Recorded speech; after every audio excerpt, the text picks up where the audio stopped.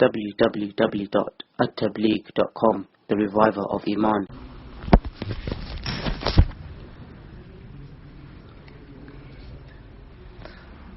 بسم اللہ الرحمن الرحیم. الحمد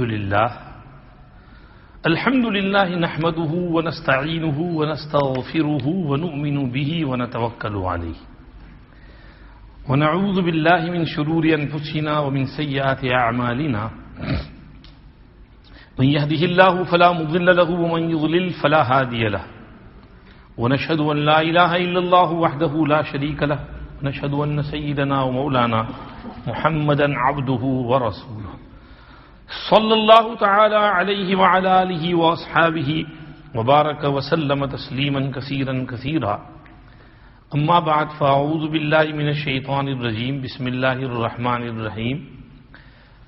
وأذن في الناس بالحج يأتوك رجالا وعلى كل ضابط يأتين من كل فج عميق ليشهدوا منافع لهم ويذكروا اسم الله في أيام معلومات على ما رزقهم من بهيمة الأنعام فكلوا منها واطعموا البائس الفقير ثم ليقضوا تفثهم وليوفوا نذورهم وليطوفوا بالبيت العتيق ذلك ومن يعظم شعائر الله فإنها من تقوى القلوب إلى آخر الآيات. وقال النبي صلى الله عليه وسلم تابعوا بين الحج والعمرة فإنهما ينفيان الفقر والذنوب كما تنفي الكير خبث الحديد. وقال عليه السلام العمرة إلى العمرة كفارة لما بينهما والحج المبرور ليس له جزاء إلا الجنة. صدق الله العظيم وصدق رسوله النبي الكريم ونحن على ما قال ربنا وخالقنا ورازقنا من الشاهدين والشاكرين والحمد لله رب العالمين. درود شریف پڑھ لیں. اللهم صل على سيدنا محمد وعلى آل سيدنا محمد كما صليت على سيدنا إبراهيم وعلى آل سيدنا إبراهيم إنك حميد مجيد. اللهم بارك على سيدنا محمد وعلى آل سيدنا محمد كما باركت على سيدنا إبراهيم وعلى آل سيدنا إبراهيم إنك حميد مجيد. بعض دوستوں نے کہا کہ آپ شیخ یونس صاحب کے ساتھ حج عمرے کے اسفار میں بہت رہے، تو ذرا شیخ کے حج عمرے کے بارے میں کچھ باتیں بتاؤ. کہ پچھلے ہفتے حالات بہت اچھے سنائے تھے، تو ذرا یہ بھی، کیونکہ حج کا زمانہ بھی ہے تو لوگوں کے سامنے ذرا باتیں بھی آ جائیں. میں نے کہا اچھا مشورہ ہے، تو اس لیے میں نے حج کی آیتیں اور حج کی حدیثیں آپ کے سامنے پڑھی. ویسے حج کا سفر بہت برکتی سفر ہے، کیونکہ حج کے سفر میں آدمی کہاں جاتا ہے؟ اللہ کے گھر. اور جو اللہ کے گھر جائے وہ اللہ کا مہمان، اور میزبان مہمان کی عزت کرتا ہے. تو وہاں جو لوگ جاتے ہیں اللہ ان کی بہت عزت کرتے ہیں، اللہ ان کی بہت قدر کرتے ہیں، اللہ ان کو بہت نوازتے ہیں. اللہ پاک خود کہتے ہیں حج کا اناؤنس کرو، اعلان کرو حج کا ابراہیم. لوگ آئیں گے، پیدل بھی آئیں گے، سواریوں پر بھی آئیں گے، دور دور سے آئیں گے. یہاں آئیں گے تو ان کے بہت منافع ہیں، نفع ان کو یہاں حاصل ہوگا، اور یہاں آ کر وہ اللہ کا ذکر کریں گے، اللہ کو یاد کریں گے. حج میں آئیں گے تو اللہ یاد آئیں گے، اور مقصد یہی ہے فَإِذَا أَفَضْتُم مِّنْ عَرَفَاتٍ فَاذْكُرُوا اللَّهَ عِندَ الْمَشْعَرِ الْحَرَامِ وَاذْكُرُوهُ كَمَا هَدَاكُمْ فَإِذَا قَضَيْتُم مَّنَاسِكَكُمْ فَاذْكُرُوا اللَّهَ كَذِكْرِكُمْ آبَاءَكُمْ أَوْ أَشَدَّ ذِكْرًا. عرفات سے نکلو مزدلفہ کے لیے، اللہ کا خوب ذکر کرتے ہوئے نکلو. مناسک پورے ہو جائیں تو اللہ کو اس طرح یاد کرو جیسے اپنے باپ دادوں کو یاد کرتے تھے، بلکہ اس سے زیادہ. تو وہاں جا کر اللہ یاد آ جاتے ہیں. اسی لیے حج کی زندگی بہت سے میرے جیسے گنہگاروں کے لیے تو لائف چینجنگ ایکسپیرینس ہوتا ہے. وہاں جا کے زندگی تبدیل ہو جاتی ہے. بہت سو کو آپ نے دیکھا ہوگا کہ حج میں جا کر آئے اور پوری توبہ کر لی، سچے پکے مسلمان بن گئے، داڑھی رکھ لی، نمازی بن گئے، نیک بن گئے. بہت سو نے اخیر عمر میں حج کیا اور بالکل ماشاء اللہ اچھا ٹرن لیا اور آ کے سچی پکی توبہ کر لی ہر قسم کے گناہوں سے، اور 2-4 مہینے بعد انتقال بھی ہو گیا. تو پوری زندگی معافی ہو گئی، اس لیے کہ اعمال کا دار و مدار خاتمہ پر ہوتا ہے. تو حج کرنے سے گنہگاروں کی صفائی ہو جاتی ہے، اور جو نیک بندے ہوتے ہیں ان کی نیکی میں اضافہ ہو جاتا ہے، وہ نکھر آتے ہیں، وہ اللہ کے مقرب اور محبوب بن جاتے ہیں، قرب میں، محبوبیت میں، مقبولیت میں اضافہ ہوتا ہے۔ اسی لیے ہمارے حضرت پیر صاحب نے ایک دفعہ مجھے کہا کہ مولانا یوسف صاحب یعنی ہمارے حضرت حج میں نہیں آتے۔ میں نے کہا حضرت انہوں نے وہ حضرت شیخ کے ساتھ حج پڑھا تھا، اس کے بعد وہ عمرے میں آتے رہتے ہیں، لیکن حج کا سفر بہت مشکل ہوتا ہے، اس لیے حضرت نہیں تشریف لاتے۔ تو حضرت نے فرمایا ان سے کہو کہ حج میں وہ 300 بھی ہوتے ہیں، 40 بھی ہوتے ہیں، 7 بھی ہوتے ہیں، 3 بھی ہوتے ہیں، تو حج میں آیا کریں۔ یعنی وہ 300 بڑے بڑے اولیاء اللہ، 40 ابدال اور 7 قطب اور 3 غوث، یہ قطب الاقطاب، یہ بڑے بڑے اکابر اولیاء اللہ حج کے میں تو سب حاضری دیتے ہیں، تو اس میں ضرور آیا کریں۔ اور واقعی وہ حرم شریف میں آپ جا کے نماز پڑھیں گے تو اس میں 2 ملین 2.5 ملین آدمی نماز پڑھ رہے ہیں، تو اب کتنے اولیاء اللہ ہوں گے۔ ہم تو گنہگار ہیں، ہماری ٹوٹی پھوٹی نماز ہے، کچھ بھی نہیں، ہمارا دھیان بھی نہیں، توجہ بھی نہیں۔ اللہ کسی اللہ کے ولی کی برکت سے ہماری نماز قبول کر لے، اسی لیے وہاں ایک نماز کا ثواب 1 لاکھ کے برابر ہو جاتا ہے، کیونکہ اللہ کے ولی اتنے ہوتے ہیں وہاں۔ تو وہاں جا کر کے اللہ کے جو نیک بندے ہوتے ہیں ان کی نیکی میں، مقبولیت، محبوبیت میں اضافہ ہو جاتا ہے۔ اسی لیے حضور نے فرمایا عمرہ لگاتار کرو، مسلسل ایک کے بعد دوسرا خوب عمرے کرو، اس لیے کہ اور حج بھی لگاتار مسلسل کرو، اس لیے کہ حج اور عمرہ یہ گناہوں کو اور فاقہ کو اس طرح دور کرتے ہیں جیسے بھٹی لوہے کے زنگ کو دور کرتی ہے، جیسے فرنس یہ میٹل کے رسٹ کو ختم کر دیتا ہے اور میٹل کو سٹرونگ بنا دیتا ہے، تو اسی طرح سے وہ حج اور عمرہ یہ ہمارے اوپر جو گناہوں کا رسٹ اور زنگ کو دور کر دیتا ہے اور ایمان کو سٹرونگ اور مضبوط کر دیتا ہے۔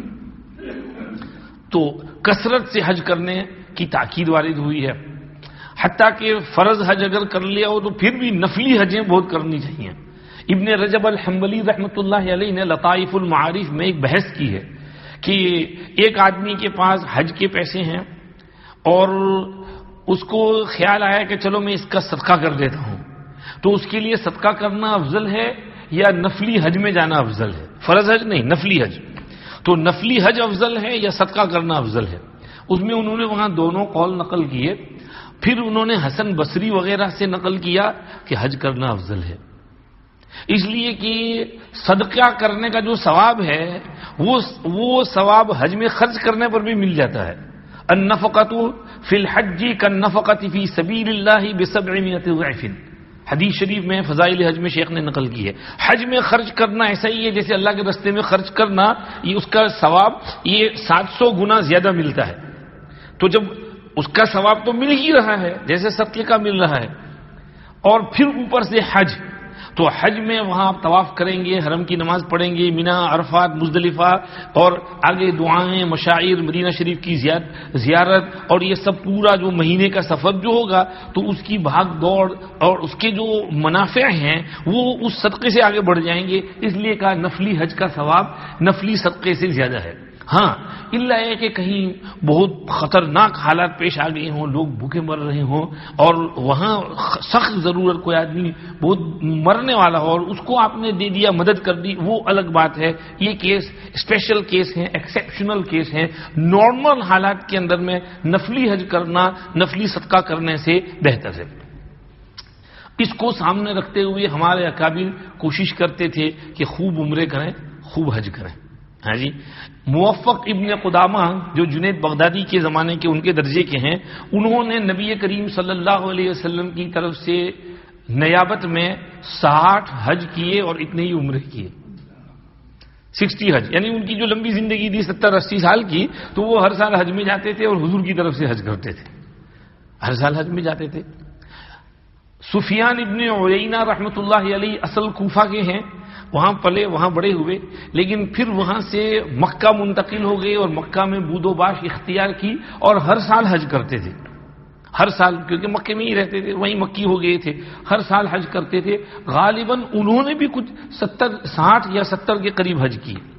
پھر آخری حج میں وہ اپنے نیفیو سے کہنے لگے کہ میں ہر سال یہاں یہ مزدلفہ کے میدان میں آتا ہوں نا تو دعا مانگتا ہوں کہ یا اللہ یہ میری آخری حاضری نہ ہو، آئندہ سال پھر بلانا۔ اللہ میری دعا سن لیتے ہیں، مجھے بلاتے ہیں، اور اب مجھے بہت شرم آ رہی ہے اللہ سے مانگتے مانگتے۔ مطلب یہ کہ اس سال انہوں نے دعا نہیں مانگی اور آئندہ سال حج آنے سے پہلے انتقال ہو گیا۔ اللہ کی شان۔ تو اللہ کے نیک بندے بہت حج کرتے تھے اور عمرے تو بہت کرتے تھے، بے شمار عمرے کرتے تھے۔ حضرت شیخ نور اللہ مرقدہ رمضان کا مبارک مہینہ وہاں گزارتے تو روزانہ تنعیم جا کر کے ایک عمرہ ادا فرما دے۔ کچھ لوگوں نے بحث کی، سلفیوں نے، کہ روزانہ عمرہ کرنا کچھ نہیں ہے، تنعیم کا عمرہ کچھ نہیں ہے، ایک دفعہ عمرہ کر لیا کافی ہے۔ تو حضرت شیخ رحمۃ اللہ علیہ شیخ یونس صاحب سے پوچھوایا، شیخ یونس صاحب کا ایک مضمون ہے اس میں الیواقیت الغالیہ میں، شیخ نے کہا کہ حضرت نبی کریم صلی اللہ علیہ وسلم نے حضرت عائشہ کو جو تنعیم بھیجا تھا وہ نفلی عمرے کے لیے ہی بھیجا تھا۔ تو معلوم ہوا کہ نفلی عمرے کے لیے جا سکتے ہیں اور نفلی عمرے کی کثرت کر سکتے ہیں، اس میں کوئی قباحت نہیں، کوئی حرمت، کوئی کراہت نہیں ہے، اس کی اجازت ہے۔ یہ بات چلائی تھی غیر مقلدوں نے، سلفیوں نے، کہ زیادہ عمرے کرنا کچھ نہیں ہے۔ تو حضرت شیخ رحمۃ اللہ علیہ نے ادھر شیخ یونس صاحب سے پھر اس کا مضمون بھی اس میں لکھا ہوا ہے، حضرت شیخ یونس صاحب نے اس میں کہا کہ کثرت سے عمرہ کرنے میں کوئی حرج نہیں، کر سکتے ہیں۔ تو یہ کثرت سے حج کرنا، کثرت سے عمرہ کرنا، یہ ہمارے اکابر کی یہاں وہ دستور رہا ہے، اس میں حرج نہیں۔ شیخ یونس صاحب، ہمارے مفتی شبیر صاحب بیان کرتے ہیں کہ آپ نے سب سے پہلا حج 1980 میں کیا، 1400۔ اس کے بعد ہر سال حج میں تشریف لے گئے سوائے ایک مرتبہ 1997 کے۔ 1997 میں جب وہ آگ لگی تھی وہ ہندوستانی خیموں میں اور وہاں سے پھیلی تھی اور پورا مینا اپنی لپٹ میں لے لیا تھا اس آگ نے، اور اس میں تقریباً 5000 کے قریب آدمی اللہ کو پیارے ہو گئے تھے، شہید ہو گئے تھے۔ اس حج میں حضرت نہیں تھے، اس کے علاوہ ہمیشہ حضرت نے حج فرمایا۔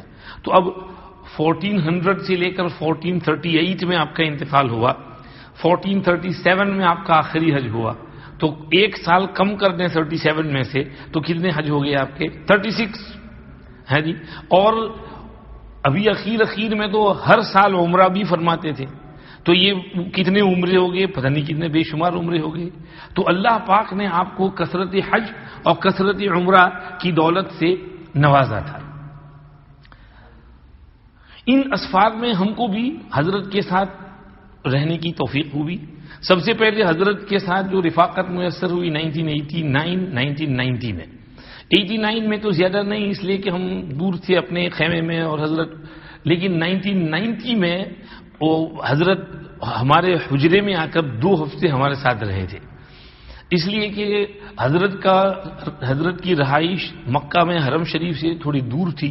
مولانا عبد الوحید صاحب اس وقت حضرت کی خدمت کرتے تھے، ان کے گھر رہتے تھے، تو وہ حضرت کو عصر کے وقت چھوڑ جاتے تھے، پھر حضرت عصر، مغرب، عشاء حرم میں پڑھتے اور عشاء بعد وہ لینے آتے، تو سامنے مکتبہ امدادیہ تھا، تو حضرت عشاء سے فارغ ہو کر وہاں مکتبہ امدادیہ میں آ جاتے، کتاب دیکھتے رہتے یہاں تک کہ مولانا عبد الوحید صاحب آ جائیں اور حضرت کو لے جائیں۔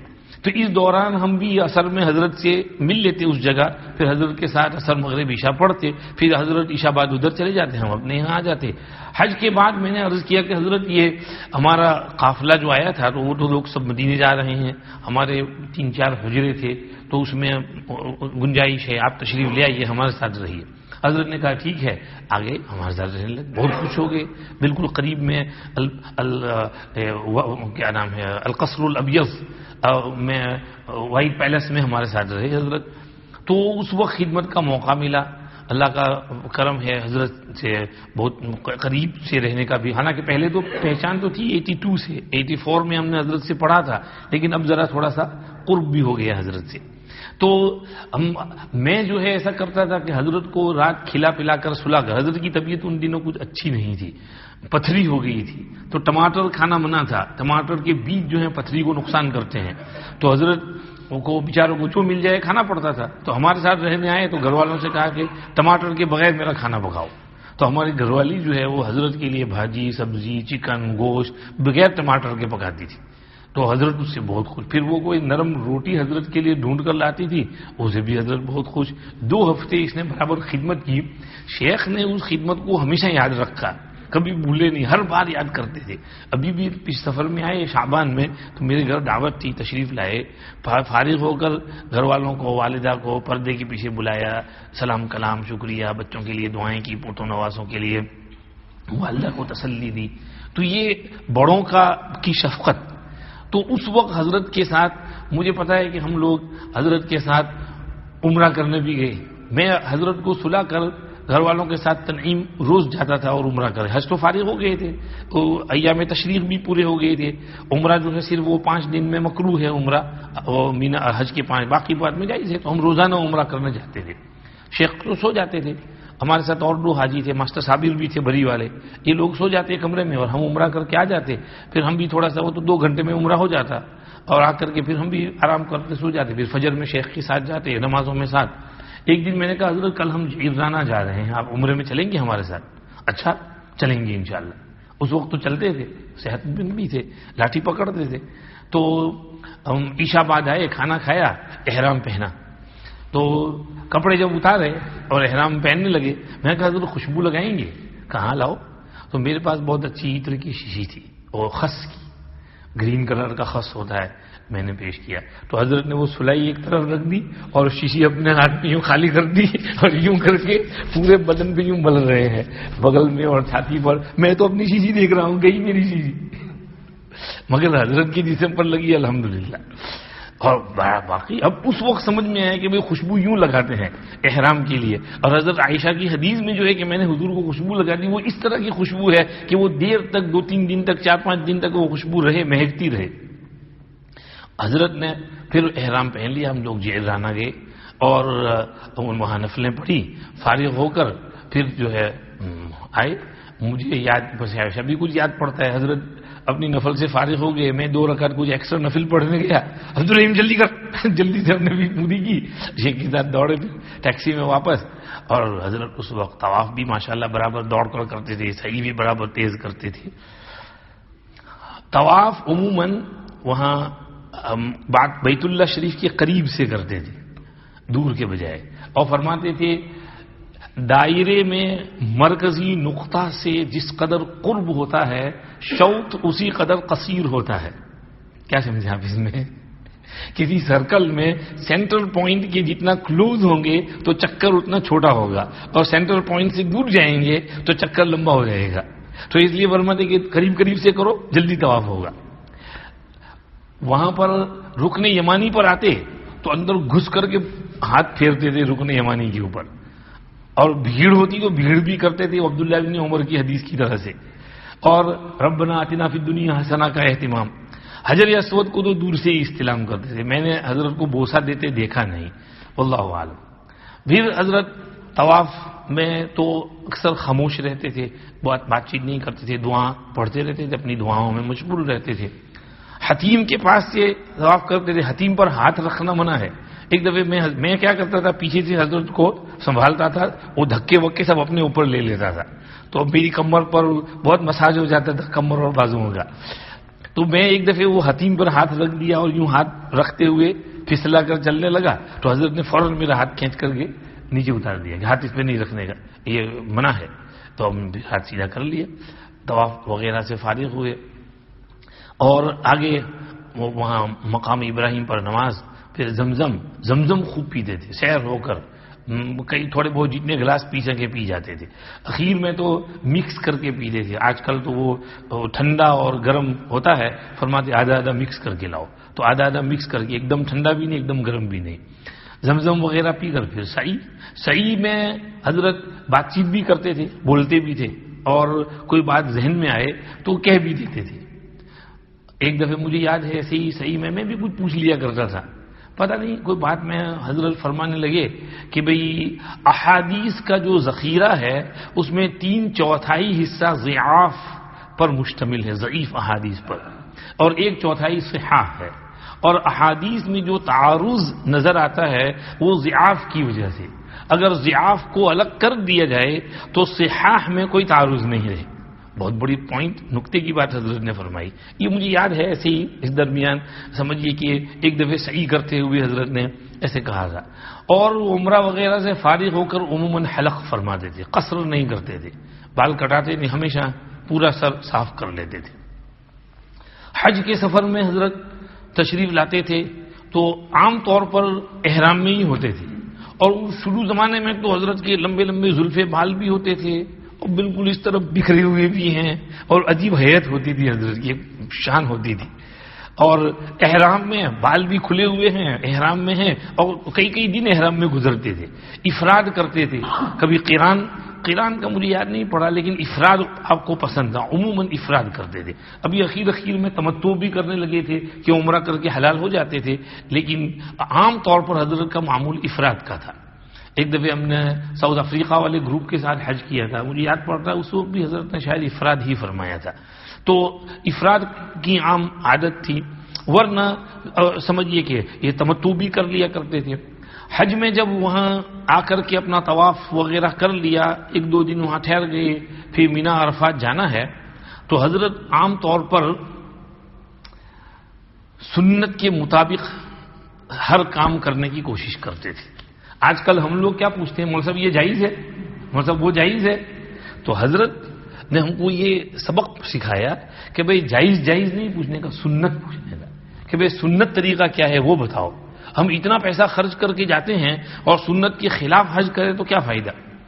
تو حضرت جو ہے اس کا بہت اہتمام کرتے تھے. مجھے یاد ہے فرماتے تھے کہ بھئی جو عمل حضور پاک صلی اللہ علیہ وسلم نے جس طرح کیا ہے وہ اللہ کی طرف سے رجسٹرڈ ہے, اس پر سیل آف اپروول ہے, تو اس عمل کو اسی طرح کرنے کی کوشش کرنا چاہیے, کیونکہ اللہ کے یہاں وہی مقبول ہے, وہی اللہ کو پسند ہے.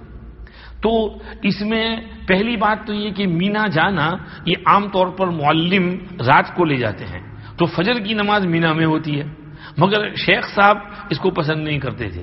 سنت طریقہ یہ ہے کہ فجر بعد فارغ ہو کر پھر جب دن چڑھے تب مینا جائیں. تو ہم لوگوں کو تو مجبوری ہے, گروپ کی وجہ سے ہم کو رات چلے جانا پڑتا ہے جلدی جا کر, ورنہ وہ جگہ وہاں پر پورے گروپ کی سنبھالنا پڑتا ہے. شیخ صاحب یہ کرتے تھے کہ پورے گروپ کے اخیر میں پھر جو آخری بس ہو جو صبح کو آنے والی ہوں 8-9 بجے, اس میں حضرت وہاں مینا تشریف لے جایا کرتے تھے. اور مینا میں خیمہ میں برابر قیام فرماتے تھے پہلے روز. اخیر میں بھی 3 دن قیام کرنا ہوتا ہے, عام طور پر لوگ 2 دن بعد آ جاتے ہیں 12ویں کو, حضرت 13ویں کو بھی قیام فرماتے تھے کہ آپ صلی اللہ علیہ وسلم نے 13ویں کو بھی وہاں قیام کیا ہے تو 13ویں کا بھی قیام فرماتے تھے. ایک دفعہ فرمانے لگے کہ دیکھو 12ویں کو سب لوگ چلے آئے اور 13ویں کو مینا میں تھوڑے سے لوگ رہ گئے تھے, لیکن دیکھا نہیں مینا میں کس قدر نورانیت نظر محسوس ہو رہی تھی, نورانیت نظر آ رہی تھی کہ انوارات کی بارش تو وہاں ہو رہی تھی. یہ یعنی مطلب یہ کہ میں تو الفاظ تعبیر کر رہا ہوں, نورانیت وہاں, روحانیت اللہ والوں کو محسوس ہو رہی تھی. تو کوشش یہ کرتے تھے کہ مینا وہ 8ویں کو فجر پڑھ کر کے جائے, 5 نمازیں وہاں پڑھنا, پھر عرفات جانے کے لیے بھی اشراق کے بعد عرفات جانا. اور عرفات کے میدان میں حضرت عام طور پر یہ سمجھیے کہ ظہر اور عصر ائمہ ثلاث اور صاحبین کے قول پر جمع بین الصلاتین فرماتے تھے, اور اس کے بعد اپنا وقوف اور دعاؤں میں مشغول رہتے تھے, اور جو کچھ اذکار اوراد ہیں آرام بھی فرماتے تھے, ریلیکس ہوتے تھے, دعائیں بھی فرماتے تھے. اور حضرت کی دعاؤں میں تو آہوزاری اور الحاح اور گریا اور بکا بہت ہوتا تھا, اور عام طور پر حضرت کی دعائیں امت کے لیے ہوتی تھی, امت کا بھلا ہو, امت کا بھلا ہو. یہ امت کے لیے ایسے رونے والے کہاں ملیں گے اب. ایک دفعہ مجھے یاد ہے کہ آپ کو غسل کعبہ کے لیے پرمٹ ملی تھی, تو یہاں سے تشریف لے گئے, شعبان کی 1 تاریخ کو وہاں پہنچے, اور کعبۃ اللہ شریف میں آپ کے لیے ایک پرمٹ تھی, وہ یہاں پہنا دیتے ہیں بیج اور اندر لے جاتے ہیں, دوسروں کو نہیں جانے دیتے, صرف ان کو اسپیشل پرمیشن والوں کو. تو ہم نے بھی سنیک ان کرنے کی کوشش کی ویل چیئر کے ساتھ, لیکن کچھ بنا نہیں. وہ آرمی والے نے ویل چیئر لے لی, ہم کو بھگا دیا اور ان کو اندر لے گئے. ہم باہر ویٹ کرتے رہے, مولانا یونس رندیرہ صاحب ساتھ تھے, تو وہ انتظار میں رہے, ادھر ادھر کوشش. میں نے کہا کہ مولانا یونس میں تو طواف کرنے جا رہا ہوں, شیخ تو پتہ نہیں کب نکلیں گے, میں دیر لگے گی. میں گیا, طواف بھی کر لیا, 7 چکر مار لیے, نماز پڑھ لی, اپنی کچھ دعا مانگ لی, واپس آیا. ابھی تک شیخ نہیں نکلے تھے. 1 گھنٹے بعد اندر سے آئے, پھر فرمانے لگے بھائی کعبۃ اللہ شریف کے اندر داخل ہونا ایک مستحب عمل ہے. حضرت عائشہ رضی اللہ عنہا نے حضور سے کہا تھا مجھے بھی کعبہ میں جانے کا شوق ہے, تو حضور نے ان کا ہاتھ پکڑا اور فرمایا حتیم میں نماز پڑھ لو. حتیم میں نماز پڑھنا ایسا ہی ہے جیسے کعبے میں نماز پڑھنا. تو ایک مستحب عمل ہے. یہ اس لیے بتایا تاکہ ہماری تھوڑی تسلی ہو جائے, ہمارے دل جوئی ہو جائے. اس کے بعد فرمانے لگے میں جتنی دیر اندر بیٹھا رہا صرف امت کے لیے دعائیں مانگی, اپنے لیے کچھ نہیں مانگا. یا اللہ, 1 گھنٹے تک کس کے لیے دعائیں مانگتے رہے؟ امت کے لیے مانگ. اپنے لیے دعائیں مغفرت مانگ لی, باقی اور کیا چیزیں مانگنا, دنیا تو کوئی چیز حضرت کی یہاں کوئی تھی نہیں. تو پورا 1 گھنٹہ نفلیں پڑھتے رہے اور پھر دعائیں مانگی تو امت کے لیے دعائیں مانگی. تو اسی طرح یہاں عرفات وغیرہ میں بھی امت کے لیے روتے دھوتے تھے. مزدلفہ جانا ہو تو سنت طریقے کے مطابق نکلتے تھے. فرمایا ایک دفعہ کہ میں پہلی دفعہ جب اپنے حج میں گیا تو میں نے اللہ سے دعا مانگی کہ یا اللہ مواقف الرسول میں وقوف عطا فرما, یعنی جہاں جہاں آپ صلی اللہ علیہ وسلم نے وقوف کیا تھا تو مجھے بھی وہاں وقوف نصیب ہو. اب وہ تو گروپ میں جانا پڑتا ہے, اور حضرت اس وقت حج فرماتے تھے وہ ملک عبدالحق صاحب کے خیموں کے ساتھ, مولانا عبدالحفیظ مکی وغیرہ حضرت شیخ رحمۃ اللہ علیہ جن کے ساتھ حج کرتے تھے تو ان کے ساتھ. تو حضرت فرماتے ہیں کہ قافلے میں گروپ میں ہم چلے اور وہ تو جہاں وہ لوگ لے جاتے ہیں وہیں رکنا پڑتا ہے, جہاں وہ ٹھہراتے ہیں وہاں ٹھہرنا پڑتا ہے. لیکن ابھی تو ہم وہاں مینا پہنچے تھے کہ بس سے اترے تو میں قافلے سے بچھڑ گیا. اب میں جو سیپریٹ ہو گیا تو ادھر ادھر دیکھا کوئی نظر نہیں آ رہا, میں اپنے طور پہ چل دیا.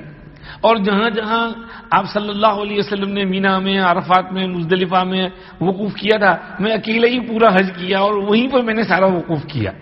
اور عرب لوگ مل جاتے تھے, مجھے بلاتے تھے آ جاؤ ہمارے ساتھ, ان کے ساتھ بیٹھ کے کھا لیتا تھا, پھر وہیں وقوف کر لیتا تھا. پانی بھی مل جاتا, نماز پڑھنے کی جگہ مل جاتی تھی, وضو اس دن جگہ بھی. اور مینا میں بھی وہیں مسجد خیف کے قریب وقوف کیا. پھر عرفات میں بھی مسجد نمیرہ کے قریب جا کر وہاں مسجد نمیرہ میں نماز پڑھی. پھر جبل رحمت کے نیچے جا کر کے وقوف کیا. اور اس کے بعد مزدلفہ میں بھی مشعر حرام پر آ کر کے بالکل جہاں حضور ٹھہرے تھے وہیں پر وقوف کیا. اس کے بعد جمرات بھی وقت کے اوپر. بعد میں فرمانے لگے لیکن میں اب یہ سوچ رہا ہوں میں نے یہ کیا دعا مانگ لی تھی, مجھے دعا مانگنی چاہیے تھی قبولیت کی کہ یا اللہ میرا حج قبول فرما, کہ قبول ہو جائے تو جہاں بھی وقوف وہ سب برابر ہے. اصل چیز تو قبولیت ہے. لیکن اس وقت میرے ذہن میں ایک بات آئی تھی, میں نے مانگ لی تھی, اللہ نے قبول کر لی. اور وہ انہی مواقف میں وقوف نصیب ہوا جہاں آپ صلی اللہ علیہ وسلم ٹھہرے تھے اور جہاں آپ صلی اللہ علیہ وسلم نے اسٹے فرمایا تھا اور وہاں قیام فرمایا تھا. تو اسی طرح سے آگے ہم سمجھیے کہ عرفات کے بعد مزدلفہ رات گزارنا, رات کو عموماً آرام فرماتے تھے, ریلیکس کرتے تھے. فجر بعد اوراد وظائف میں مشغول رہتے. جب اسفار ہو جائے اس کے بعد چلتے تھے, جلدی نہیں چلتے تھے کہ نہیں یہاں اسفار میں اوراد وظائف.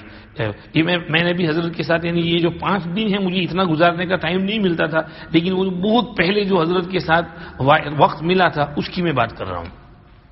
مینا سے اب یہ لاسٹ پچھلے 10, 12, 15 سالوں سے تو مولانا یونس رنڈیرائی حضرت کو ویل چیئر چلانا, سنبھالنا, بعض مرتبہ دور دور تک ویل چیئر چلا کر لے جانا, بہت خدمت کی بیچاروں نے, اللہ ان کو جزائے خیر نصیب فرمائے. تو اس وقت مجھے اتنا یاد ہے کہ حضرت مینا جب پہنچے ہیں تو ہم لوگ تو تھک کے چور ہو گئے تھے, ویل چیئر بھی پش کی تھی, وہاں پہنچے تھے. ابھی تو وہاں جا کے بیٹھے ہیں کہ حضرت نے فرمایا چلو بھائی. تو ہم نے کہا کہ حضرت تھوڑا آرام کر کے پھر چلیں گے مکہ. نہیں, میں تو سنت کے مطابق رمی کروں گا, زوال سے پہلے رمی ہو جانی چاہیے اور طواف جو ہے شام سے پہلے ہو جانا چاہیے اور رات یہاں آ کے گزاریں گے. اے بابا مر گئے, تھکے ماندے ہیں, لیکن وہ شیخ نے حکم فرمایا تو پھر وہاں سے شیخ کو لے کر چلے, کنکری ماری اور کنکریاں مار کر پھر آگے مکہ شریف ہمارا جو مستقر تھا وہاں آ کر ٹھہرے. ابھی تو کچھ آرام بھی نہیں کیا, کھایا بھی ابھی نہیں تھا. فرمایا چلو اب طواف زیارت کرنے کے لیے. اب وہی دوپہر کی دھوپ میں ظہر بعد طواف زیارت کرنے کے لیے لے گئے. شاید اثر بات کیا پتہ نہیں, مطلب مغرب سے پہلے سب نمٹانا تھا اور سب نمٹا کر کے پھر مغرب بعد یہاں واپس یہاں آ گئے اور رات مینا میں گزاری. تو حضرت نے ہمیشہ اس کا اہتمام فرمایا کہ آپ صلی اللہ علیہ وسلم نے جس طرح حج کیا تھا میرا حج بھی اسی طرح سنت کے مطابق ہو, اس میں کوئی تخلف نہ ہو اور ترتیب سے ہو. کہ عید والے دن جو ہے پہلے کنکری مارنا ہے شیطان کو, اس کے بعد یہ قربانی کرنی ہے اگر قربانی ضروری ہو, اس کے بعد شیو کرنا ہے اور اس کے بعد طواف کرنا ہے اور اس سے فارغ ہو کر پھر کپڑے شپڑے پہن کے پھر تیار ہو کر کے مینا شریف آنا ہے، تو یہ اور رات مینا میں گزارنا ہے۔ ایک دفعہ مجھے یاد پڑتا ہے کہ حضرت جس معلم کے ساتھ تھے اس کے خیمے یہ مینا کی حدود سے باہر تھے، تو حضرت بہت پریشان ہو گئے، بھئی یہ تو مینا کی حدود سے باہر پہاڑی پر کہاں خیمہ بنا دیے ہیں ہمارے۔ تو فرمایا کہ دیکھو حنفیہ کے یہاں تو یہ چل جاتا ہے، مینا میں وقوف صرف سنت ہے، واجب نہیں، لیکن ائمہ ثلاث کے یہاں مینا میں وقوف واجب ہے اور اس کے چھوٹنے سے دم واجب ہو جاتا ہے۔ تو حضرت نے پھر وہ جب وہاں سے آئے تو دم ادا فرمایا کہ میرا مینا کا وقوف چھوٹا ہے تو اس کا دم دیں گے۔ تو حضرت نے باقاعدہ اس کا دم دیا، حالانکہ ہمارے یہاں اس کی گنجائش ہے کہ دم دینا ضروری نہیں ہے، مسنون ہے صرف، مگر حضرت نے دیگر مذاہب کا خیال رکھتے ہوئے مجھے یاد ہے دم دلوایا تھا۔ تو یہ حضرت مینا، عرفات، مزدلفہ، اس کا وقوف سب سنت کے مطابق فرماتے تھے۔ دوسرے دن رمی فرمانا، 12ویں کو رمی کرنا، پھر 13ویں کو رمی کر کے پھر مکہ شریف آنا، پھر یہاں پر 2-3 دن جتنا مقدر ہو رہ کر پھر مدینہ شریف چلے جاتے تھے۔ اس دوران جمعہ کا دن اگر آ جاتا تو بہت خاص اہتمام فرماتے، جمعہ کے لیے مسجد میں سویرے جاتے۔ مجھے یاد ہے ایک سفر میں رمضان میں ایک چلہ میں نے حضرت کے ساتھ گزارا تھا۔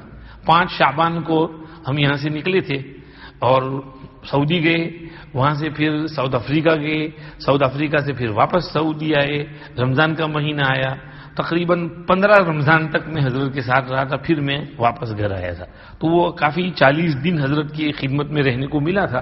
تو مجھے یاد پڑتا ہے جمعہ کے روز حضرت بہت جلدی حرم شریف آنے کی کوشش کرتے تھے، نہا دھلا کر کپڑے شپڑے بدل کر حرم شریف آتے، طواف کا اہتمام کرتے۔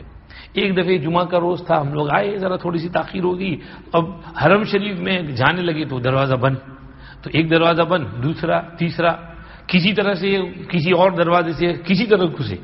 اچھا بھیڑ ہوتی تو حضرت چلتے، میں کہتا حضرت تو بھیڑ ہو رہی ہے، دروازہ بند ہو رہا ہے، چلو چلو چلو ہو جائے گی جگہ، دروازے پر آ کے بھائی چلے ہم کو اندر جانا ہے، منت کرتے، تو وہ بیچارہ دیکھتا کہ بڑے میاں ہیں جانے دیتے۔ اس دوران حضرت مجھے یاد ہے یہ پڑھتے، یا فاتح الخیر یا فتاح، یا فتاح، یا فاتح الخیر یا فتاح، یا فاتح الخیر یا فتاح، مطلب اللہ پاک کو رستہ کھول دے ہمارے لیے، اللہ کھول دیتے تھے رستہ۔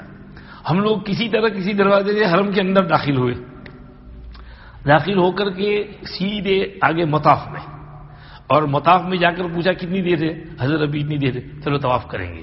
تو چل چلاتی گرمی میں طواف کیا، طواف میں بھیڑ بھاڑ تو ہوتی ہی ہے، تو اب میرے پاؤں کے ناخن کو کسی کی ایڑی لگ گئی، چوٹ بھی آئی، لیکن طواف کرتے رہے، میں نے دیکھا کوئی نظر نہیں آیا، طواف چالو رکھا۔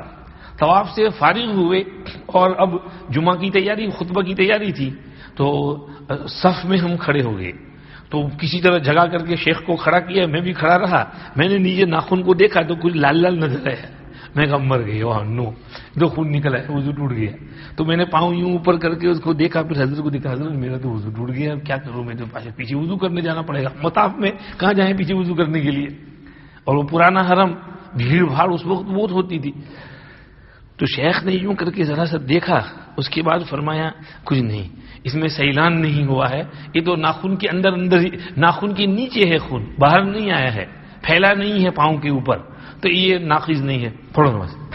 پڑھ لی ہم نے بھی، تو کھڑے ہو گئی، اب جو ہے وہ اذان ہوگی، نماز سنتیں پڑھی، خطبہ وطبہ ہوا، نماز پڑھ کے پھر فارغ ہو کے آگے۔ تو حضرت کی یہاں یہ مجھے یاد ہے جمعہ کی نماز کا بہت اہتمام تھا۔ اس کے علاوہ جن دنوں وہاں رہتے تھے حضرت نفلی طواف کی بہت کوشش کرتے تھے، جہاں فرصت ملے جا کر کے نفلی طواف۔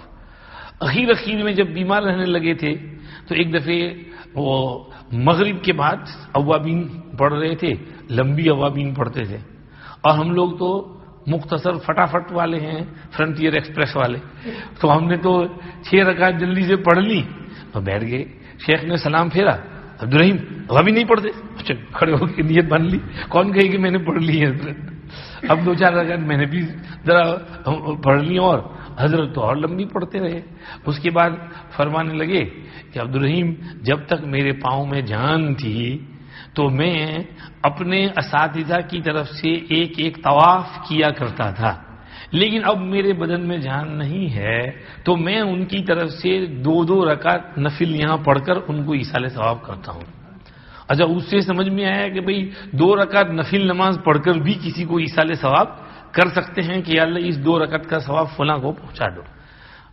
اور پچھلے ہفتے میں نے ان کے حالات میں وہ شیخ کے ساتھ ان کی وہ دلچسپ بحث بیان کی تھی، مسجد عشار والی روایت.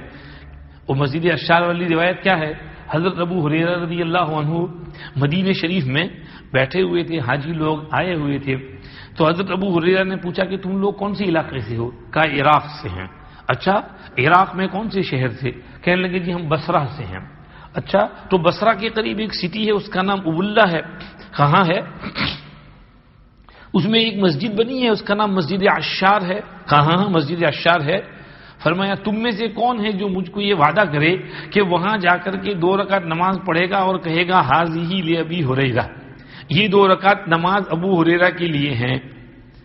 اس لیے کہ میں نے آپ صلی اللہ علیہ وسلم کا ارشاد سنا ہے کہ قیامت کے روز مسجد عشار سے کچھ ایسے زبردست اعلیٰ درجے کے اونچے طبقے کے شہید آئیں گے کہ جو اپنے اونچے درجے کی وجہ سے اصحاب بدر کے ساتھ کھڑے رہیں گے، اور اصحاب بدر کے ساتھ ان کے سوا اور کوئی شہید کھڑا نہیں ہو سکے گا. معلوم ہوا یہ مسجد عشار کوئی بہت برکتی والی مسجد ہے، وہاں کے لوگ بہت جاں باز اور سمجھیے کہ جفاکش اور محنتی اور مجاہد ہوں گے اور خدا کے دین کے لیے قربانی دیں گے، تو خدا ان کو یہ درجہ دینے والے ہیں. تو میرے لیے 2 رکعت نماز وہاں کون پڑھے گا؟ انہوں نے کہا ہم پڑھیں گے. تو اس سے یہ دلیل استدلال ہوا کہ بھئی 2 رکعت نفل نماز پڑھ کر کسی کو ایصال ثواب کرنا درست ہے. تو حضرت نے یہ فرمایا کہ میں اپنے اساتذہ کی طرف سے یہاں 2 رکعت نماز پڑھ کر ان کو ایصال ثواب کرتا ہوں. فارغ وقت میں ہم نے دیکھا کہ حضرت وہاں قرآن شریف بہت پڑھتے تھے، اور مجھے یاد ہے حضرت فرماتے تھے کہ حاجی جب حج میں آئے تو اس کو 1 ختم مکے میں کرنا چاہیے اور 1 ختم مدینے میں کرنا چاہیے. یعنی قرآن شریف کا اپنا ایک روٹین بنا لے کہ میں نے روزانہ اتنا قرآن پڑھنا ہے تاکہ اتنے دن میں میرا 1 ختم یہاں مکے میں ہو جائے اور 1 ختم وہاں مدینے میں ہو جائے. یہ نصیحت فرماتے تھے. اللہ والے الگ الگ نصیحتیں کرتے ہیں. حضرت مفتی احمد خانپوری صاحب دامت برکاتہم مدفعظوم کی ایک نصیحت مجھے یاد آئی. انہوں نے ہمارے ایک دفعہ بیان کرنے آئے تو فرمایا بھئی مکے شریف میں حاجی کو چاہیے کہ یہ نیت کرے کہ میں نے 70 طواف کرنے ہیں، اور مدینہ شریف میں یہ نیت کرے کہ میں نے 70,000 درود شریف پڑھنا ہے. یہ اپنا ایک ٹارگٹ بنا لے اور اس کے حساب سے وہ طواف شروع کرے. اگر 70 طواف نہ ہو تو کم سے کم 60 50 40 طواف تو ہو جائیں گے، لیکن اگر کوئی ٹارگٹ نہ ہو تو کچھ بھی نہیں ہوگا. لیکن اپنا ایک رکھے کہ یہ میں نے کرنا ہے تو وہاں پہنچنے کی پھر کوشش کرے گا. اور مدینے میں درود شریف 70,000 نہ ہو تو 60,000 50 40 20 30,000 تو ہوگا، درود شریف ہوگا وہاں. تو یہ اکابر مشائخ باتیں کرتے تھے. شیخ صاحب قرآن شریف بہت پڑھتے تھے، اور جہاں نماز سے فارغ ہوئے فرماتے تھے قرآن شریف لاؤ، تو ہم جلدی سے وہ ہمارے انڈین لیٹھو والا قرآن شریف دیتے تھے. حضرت اس میں سمجھیے کہ تلاوت پسند ہو، کبھی اس میں بھی عربی والے میں پڑھتے، عربی والے میں بھی پڑھتے تھے اس لیے کہ اس میں وہ ہلکا ہوتا ہے اٹھانے میں، تو حضرت اس میں پڑھتے رہتے تھے. جب وہ ذرا طبیعت تھک جائے تو باتیں بھی فرماتے تھے، کچھ نصیحتیں بھی کرتے تھے، تو کچھ باتیں پوچھتے بھی تھے. تو میں بھی پھر حضرت کے ساتھ دل لگی کرتے کہ حضرت کے دل کو ذرا تفریح خوش کرتے، ہلکا کر دیتے، حضرت کے دماغ کو پسند کرتے تھے اس کو. تو یہ وہاں پر قرآن شریف کا بہت سمجھیے کہ اہتمام فرماتے ہیں. جب حضرت صحت مند تھے تو مجھے یاد ہے عشاء کی نماز سے فارغ ہو کر مطاف میں میزاب رحمت کی محاذات میں تشریف لے جاتے. وہاں پر ہمارے ہندوستان پاکستان کے اکابر وہاں جمع ہوتے عشاء بعد، تو حضرت وہاں جاتے اور کوئی مہمان ہو مسافہ کرتے، اور خاص طور پر حضرت پیر صاحب کو ڈھونڈنے کے لیے جاتے. بھائی طلحہ نظر آ رہے ہیں؟ نہیں بھائی طلحہ کہاں ہے؟ تو حضرت پیر صاحب سے جا کر ہاں بھائی طلحہ کیسے ہو، طبیعت ٹھیک ہے تمہاری، ملاقات کرتے یا ایک سر ایک، اور اس کے بعد ملاقات سے فارغ ہو کر پھر باہر نکلتے اور اپنے مستقر پر جاتے تھے. تو یہ سمجھیے کہ اتنا یاد ہے. اکثر تو سمجھیے کہ نوافل تلاوت تسبیحات وغیرہ میں مشغول رہتے تھے.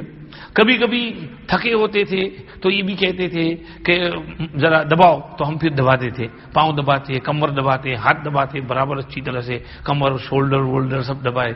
ایک دفعہ میں اس طرح دبا رہا تھا حضرت کو، تو ایک شخص آ کے بیٹھ گیا، مجھے پوچھنے لگا یہ تیرے ابا ہیں؟ حضا ابوک؟ میں نے کہا نعم، یہ میرے ابا سے بڑھ کر کے ہیں۔ ایک دفعہ ہم ایسے ہی دبا رہے تھے، بیٹھے ہوئے تھے، تو ایک مصری خاتون آ گئی، اس نے کہا کہ شیخ سے مجھے ایک مسئلہ پوچھنا ہے۔ میں نے کہا حضرت جی کچھ، میں ذرا بیچ میں آڑ آ گیا تھا کہ شیخ تو بہت شرما گئے بیچارے، یوں دیکھنے لگے، تو میں نے کہا کہ بیٹھو کیا ہے؟ میں نے کہا حضرت جی مسئلہ پوچھنا چاہتی، اس کو کہو یہ حرم میں بہت مشائخ ہیں بیٹھے ہوتے ہیں، ان میں سے کسی کو جا کر پوچھ لو۔ میں نے کہا کہ سلیل المشائخ، تو وہ کہنے لگی میں کہاں کسی شیخ کو ڈھونڈنے جاؤں گی، یہ شیخ ہیں، ان کو کہو نہیں مسئلہ بتاؤ۔ میں نے کہا حضرت جی تو ایسا کہہ رہی ہے، اچھا کیا مسئلہ ہے؟ تو اس کا کوئی حیض کا مسئلہ تھا کہ مجھے اتنے دن حیض آیا، پھر میں نے طواف زیارت کیا، لیکن پھر مجھے کچھ تھوڑا سے سرخی نظر آ گئی، اب میں اپنے طواف زیارت کا کیا کروں؟ تو حضرت نے پہلا سوال اس کو کیا پوچھا؟ حضرت نے پوچھا اس کو پوچھو کہ تم کون سے مذہب پر عمل کرتی ہو، حنفی شافعی؟ تو اس نے کہا کہ میں حنفی مذہب پر عمل کرتی ہوں، کیونکہ مصر میں عوام حنفی مذہب پر عمل کرتے ہیں، اکثر بہت سے شافعی بھی ہیں، اکثر حنفی ہیں، تو کہا میں حنفی مذہب پر۔ تو فرمایا اچھا پھر تو حنفیہ کے یہاں تمیز باللون کا اعتبار نہیں ہے، ایام کا ہے، اور اکثر مدت حیض 10 دن ہے، تم ہی بتا دو مسئلہ اس کو۔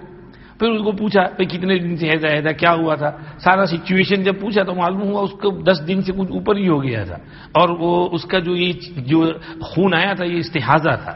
تو اس کو پھر ہم نے کہا کہ بھائی تمہارا طواف زیارت ہو گیا، اس کو دہرانے کی ضرورت نہیں ہے، بہت خوش ہو گئی بیچاری، چلی گئی۔ ایک دفعہ ہم حضرت کے ساتھ بیٹھے ہوئے تھے تو میرے برابر میں ایک چائنیز چاچا بیٹھے ہوئے تھے، چینی، وہ اتنی چھوٹی سی داڑھی ہے اور گال پھولے ہوئے، آنکھیں اندر چپٹی ہیں، ناک چپٹی ہے، آنکھ اندر گھسی ہوئی ہے۔ تو ایسے ہی چینی چاچا مجھے دیکھ کر مسکرانے لگے، میں بھی مسکرانے لگا۔ اب شیخ بازو میں بیٹھ کے کوئی تسبیح پڑھ رہے تھے تو میں ذرا پیچھے یوں سرک گیا، شیخ نے اس کو دیکھا چاچا کو مسکراتے ہوئے، شیخ نے پوچھا نام شما چیست، تمہارا نام کیا ہے؟ اس نے نام بتایا، ماشاءاللہ۔ شیخ نے پوچھا اور پھر پوچھنا، شیخ نے پوچھا تسبیح پڑھتے پڑھتے بر مذہب امام ابو حنیفہ؟ تو چینی چاچا کہہ رہے بر مذہب امام ابو حنیفہ رحمۃ اللہ علیہ۔ تو شیخ بہت ہنسے کہ ماشاءاللہ، واہ واہ، یہ چینی پکا حنفی ہے۔ ایک دفعہ حضرت کے ساتھ ہم بیٹھے ہوئے تھے، حضرت نے دیکھا کہ ایک افغانی چاچا نماز پڑھ رہے ہیں، وہ یوں کر کے کھڑے ہیں اور رکوع میں جاتے ہیں تو اسپرنگ کی طرح رکوع میں جاتے ہیں، یوں ذرا سا جھکے اور پھر واپس کھڑے ہو جاتے ہیں۔ پھر دوسری رکعت ٹکتے رہے اس کو، دوسری رکعت میں بھی یوں کھڑا ہے، ذرا سے یوں رکوع کر کے پڑوں دے کے کھڑا ہو گیا واپس، اور رکوع تو اس کا پورا ہوا ہی نہیں، ذرا سے یوں جھکا اور واپس اوپر۔ تو حضرت فرمانے لگے امام ابو حنیفہ رحمۃ اللہ علیہ کو پتا تھا کہ ایسے لوگ آنے والے ہیں، اسی لیے امام صاحب رحمۃ اللہ علیہ نے فرمایا نماز میں طمانینت فرض نہیں ہے، اگر نماز میں طمانینت فرض ہوتی تو ایسوں کی نماز ہی قبول نہ ہوتی۔ تو امام صاحب بہت دور اندیش تھے کہ انہوں نے کہا بھائی نماز میں فرائض کم ہیں، قیام، رکوع، سجود، قرات، یہ تھوڑے سے فرائض ہیں، 6 فرائض ہیں، باقی کچھ فرض نہیں، باقی سب واجبات ہیں، سنت ہیں۔ جو اطمینان کو واجب کہا انہوں نے فرض نہیں کہا، ورنہ ایسوں کی نماز ہی نہ ہوتی، ان کی نماز ہی نہ ہوتی، کیونکہ تو اطمینان تو ہوا ہی نہیں ان کا رکوع میں۔ تو یہ وہاں بیٹھے بیٹھے حضرت کے ساتھ یہ کچھ اس طرح کی کچھ یادیں جو ہیں وہ ہیں، میں سمجھیے کہ صبح صبح بیٹھا بیٹھا دماغ میرا کھو گیا تھا، پتہ نہیں کہاں سے کہاں پہنچ گیا۔ ایک مرتبہ حضرت سمجھیے کہ تشریف لائے تو ابھی نماز کی نیت باندھی اور بھیڑ بھاڑ میں مکے میں نماز شروع ہو رہی تھی، ایک دم سے اچانک بھیڑ میں داخل ہوئے اور جہاں جگہ ملی کھڑے ہو گئے، نیت باندھی اور برابر میں کوئی عورت آگے کھڑی ہوگی اور تیری کی نیت توڑ کے بھاگے آگے۔ تو آگے جا کے پھر کہیں اور نیت باندھی، پھر نماز پڑھی حضرت نے۔ آگے پھر فرمانے لگے کہ کیا کریں، یہاں پر حرم شریف میں مکے میں ایسا بہت ہوتا ہے، عورتیں یا تو سائڈ پہ آ کے کھڑی ہو جاتی ہیں، کوئی آگے عورتیں ہوتی ہیں، حالانکہ ہمارے یہاں تو آگے عورت ہو تو پیچھے جتنے لوگ ہیں سب کی نماز ٹوٹ جاتی ہے، اگر سائڈ پر ہو جائے تو ہماری نماز ٹوٹ جاتی ہے۔ تو حضرت نے فرمایا کہ شیخ محمد علی صابونی رحمۃ اللہ علیہ نے حضرت شیخ زکریا رحمۃ اللہ علیہ سے ایک دفعہ پوچھا کہ ما تقولون فی مسئلۃ المحاذات، کہ مسئلے وہ حنفی ہیں، شیخ محمد علی صابونی پکے حنفی، بہت اچھے ماشاءاللہ، بہت جید عالم، تو مجھے اس میں کیا کریں یہاں پر حرم شریف میں فی الحرم؟ تو شیخ نے تھوڑی دیر بعد فرمایا یعمل فیہ بمذہب الشافعی، کہ اس میں حرم شریف کے لیے شافعی مذہب پر عمل کر لیں، کہ شافعیہ کے یہاں نماز نہیں ٹوٹتی تو برداشت کر لیں، کوشش اپنی پوری کریں کہ اب ہمارے سائڈ پہ کوئی عورت نہ ہو، سامنے کوئی عورت نہ ہو، لیکن اگر ہو گیا تو پھر کیا کریں، شافعی مذہب پر عمل کر لینا پڑے گا، نماز ہو جائے گی۔ ویسے حنفیہ اور حنابلہ دونوں کی یہاں نماز ٹوٹ جاتی ہے.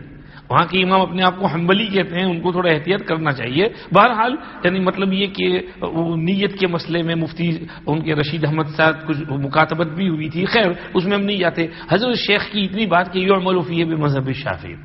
ایک دفعہ مجھے یاد ہے حضرت فرمانے لگے کہ حضرت شیخ زکریا رحمۃ اللہ علیہ سے کسی نے پوچھا کہ حضرت یہ مستورات کے لیے, لیڈیز کے لیے حرم میں نماز کے لیے جانا کیسا ہے؟ تو شیخ زکریا رحمۃ اللہ علیہ نے فرمایا 2 شرطوں کے ساتھ جا سکتی ہیں. ایک یہ کہ اکیلی نہ جائیں, کچھ مستورات مل کر جائیں, یا اپنے کسی محرم کے ساتھ جائیں, یا کم از کم کسی چھوٹے بچے کو اپنے ساتھ لے جائیں, اکیلی نہ جائیں. اور دوسری یہ کہ بھیڑ بھاڑ میں نہ گھسیں, کنارے کنارے سے جائیں, جہاں مستورات کی نماز پڑھنے کی جگہ ہے وہاں نماز پڑھ کے وہاں سے لوٹ آئیں. اس میں ایک حاشیہ چڑھا دیتا ہوں کہ ذرا تھوڑی جلدی چلی جائیں اور دیر سے نکلیں, کیونکہ عین وقت پر جائیں گی تو بہت بھیڑ ہوگی, بہت دھکم دھکی ہوگی. تھوڑا جلدی پہنچ گئی تو بھیڑ نہیں, دھکم دھکی نہیں, آرام سے پہنچ. پھر وہ نماز کے بعد تھوڑی دیر بیٹھی رہی, اپنی سنت نفلیں تسبیحات, حرم خالی ہو گیا, آرام سے گھر آ گئی واپس. تو اس میں اگر عورتیں اتنا احتیاط کر لیں تو ان کے لیے کوئی حرج نہیں ہے حرم جانے میں. حرمین کا استثناء ہے, اور انشاءاللہ امید ہے کہ وہاں پر جو مردوں کو ثواب ملتا ہے حرم کی نماز کا, تو امید ہے کہ عورتوں کو بھی وہ 1 لاکھ والا ثواب انشاءاللہ مل جائے گا. وہ حرم کا استثناء ہے, حرم ہے مکہ مدینہ کا, تو عام مساجد سے اس کا تھوڑا سا ایکسیپشن ہو جائے گا. بہرحال حضرت شیخ زکریا رحمۃ اللہ علیہ کی یہ بات حضرت نے نقل فرمائی کہ ان شرطوں کے ساتھ جا سکتی ہیں. اسی طرح حضرت کو میں نے دیکھا کہ حرم شریف میں مصلی کے سامنے سے گزرنے کے مسئلے میں بھی بہت احتیاط فرماتے تھے. ہم لوگ تو احتیاط نہیں کرتے, کہتے ہیں حرم ہے, مسجد کبیر ہے, میں گزر سکتے ہیں, تو چلے جاتے ہیں ہم لوگ. حالانکہ حضرت اول تو عشاء کے بعد جلدی نہیں نکلتے تھے, کافی دیر بیٹھے رہتے تھے, اپنے وظیفے, سنت, نفلیں, وطر وغیرہ فارغ ہو کر مسجد تقریباً خالی ہو جاتی تھی. پھر اٹھ کر کے وہاں مطاف میں میزاب رحمت کے پاس جاتے اور اپنے مشائخ وغیرہ سے اور علماء سے ملاقات کر کے پھر گھر جاتے. پھر بھی اگر کبھی کوئی نماز پڑھ رہا ہو تو حضرت پیچھے سے گھوم کر جاتے, اور اگر وہ ایسی جگہ کھڑا ہو کہ پیچھے گھومنا ممکن نہ ہو تو حضرت کے پاس وہ لاٹھی ہوتی تھی, واکنگ سٹک, تو واکنگ سٹک کو یوں کر کے آگے کرتے تھے تو وہ سترا بن گیا, پھر اس سے پار ہو کر کے نکل جاتے تھے. اور میں ہاتھ پکڑا ہوتا تھا تو مجھے بھی اپنے ساتھ ساتھ پار کرا دیتے, کیونکہ ایک طرف واکنگ سٹک ہو رہی, دوسری طرف میرا ہاتھ پکڑے ہوتے, اور اس طرح حضرت کو لے کر چلتے ہم. تو یہ سمجھیے کہ وہاں پر اس میں بھی مرور بین یدی المصلی کے مسئلے میں بھی اتنا احتیاط فرما دیتے. ایک دفعہ عشاء سے فارغ ہو کر ملاقات کر کے ہم لوگ نکل رہے تھے باہر حرم, تو آپ کو یاد ہوگا پہلے وہ ٹرکش حرم تھا اور اس کے بعد وہ سعودی حرم تھا, وائٹ ماربل والا. تو حضرت وہاں سے نکلتے ہوئے سیڑھی چڑھتے ہوئے کھڑے ہو گئے اور دیکھنے لگے دونوں ستونوں کو, اور فرمانے لگے اگر کوئی صاحب بصیرت ہو تو اس کو یہ ان دونوں میں بین فرق نظر آئے گا کہ یہ جو ٹرکش حرم ہے یہ انتہائی عشق اور محبت کے ساتھ تعمیر ہوا ہے, اور اس میں پوری پبلک کا کنٹریبیوشن ہے. حضرت نے ایسے الفاظ کہ پوری سب نے اس کی بناوٹ میں حصہ لیا ہے. یہاں تک کہ جب یہ تعمیر ہو رہا تھا تو اس کی جو سیمنٹ, گاڑا مٹی تیار ہوتا تھا تو لوگ اپنے گھر سے عطر کی شیشیاں لا کر کے اس میں ڈالتے تھے کہ ہمارا اتنا حصہ لگ جائے حرم شریف کی تعمیر میں. یہ حرم شریف سے عشق اور محبت اور جذبے کا سمجھیے کہ اثر تھا. آگے فرمایا کہ یہ جو پیچھے والا حرم ہے اس میں وہ بات نہیں ہے, یہ صاحب بصیرت کو یہ فرق بین نظر آئے گا. آپ صاحب بصیرت تھے, آپ دیکھ رہے تھے, تو مجھے یاد ہے اس وقت یہ فرماتے تھے.